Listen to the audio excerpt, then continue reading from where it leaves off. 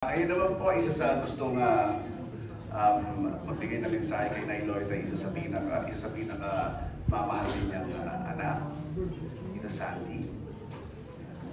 Okay lang po ba?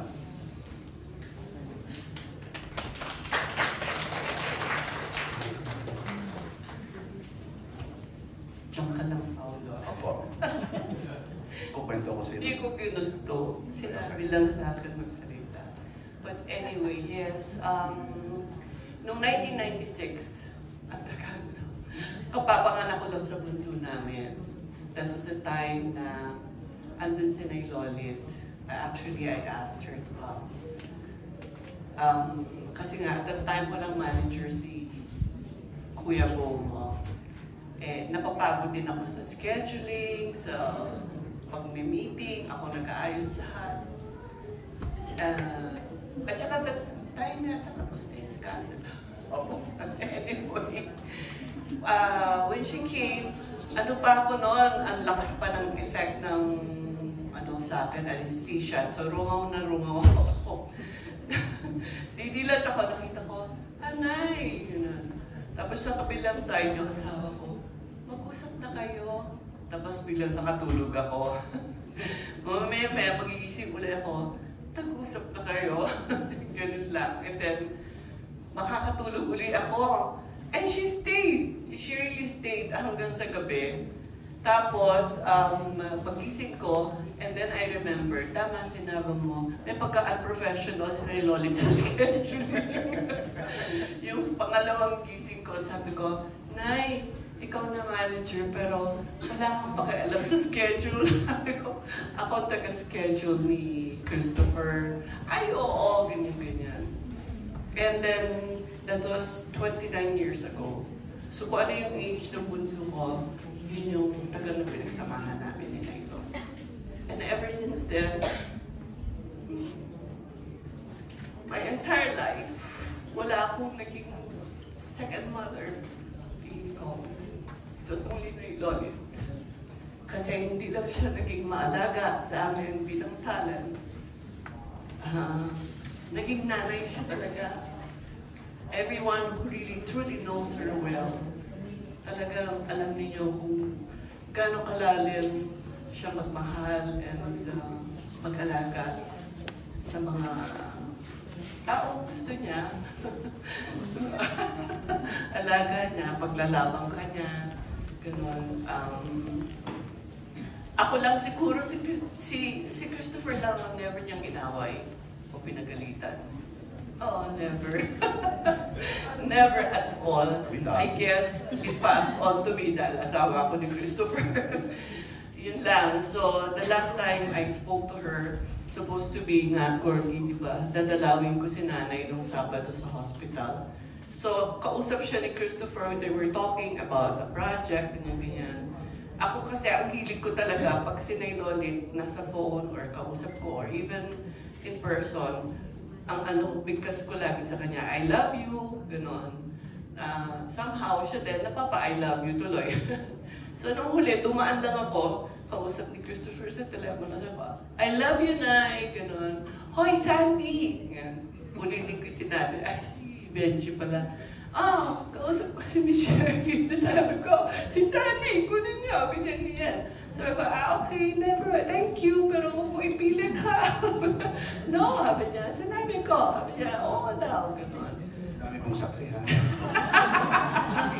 Not for anything. Ganon siya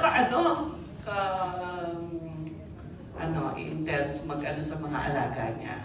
Ayaw niyang hindi niya kami pinababayaan talaga. And, yun, so gusto ko lang sabihin ay mahal na mahal kita, mahal na mahal ka ni Bo. Talaga namang mamimiss ka namin ng malaki. Big time talaga mamimiss ka namin. Sabi nga ni Boy, paano na ako? Sabi ko, paano na? Diyan naman si Corky. Ay, huwag na lang.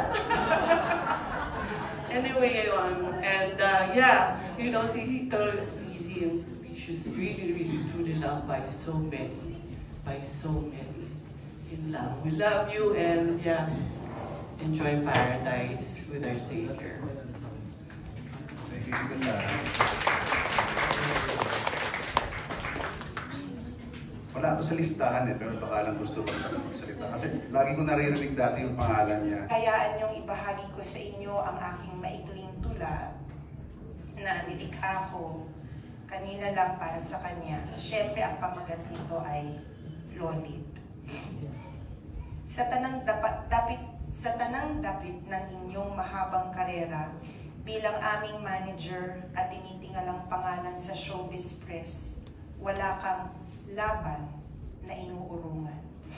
Maliban sa mga projects, ang iyong oras ang pinakamahalaga mong binigay sa amin. Sa tanang oras, pwede ka naming lapitan, sumbungan at hingahan ng aming saloobin. Sa hinaba-haba ng iyong staying power, ikaw ay tinuturing na leader at naging haligi pa ng entertainment industry at talent management.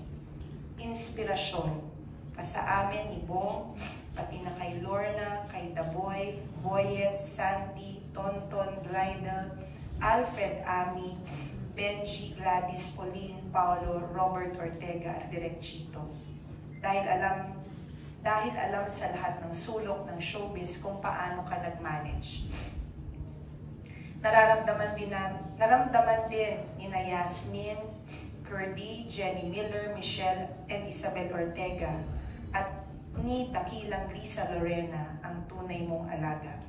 Wala kang kaparis, Nanay Lolit. Paalam, your earthly body may have left us, but you, your wisdom, and your legacy will live on. Nanay Lolit, until we see each other again. At sabi ni Gorgie, mag-iwan din daw ako ng dasal para kay Nay Lolit. Let us all remember that we are in the most holy presence of the Lord. Siguro hindi natin tumayo po tayong lahat.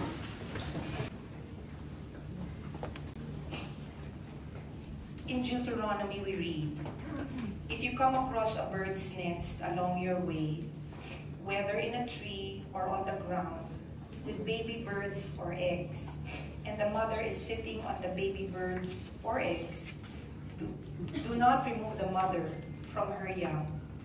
You must let the mother go, though you may take the young for yourself, so that things go well for you, and so you can prolong your life. And our nanay is now gone. God, we are all gathered here tonight in your name and celebrate the colorful and storied life of our beloved Nanay Lolit.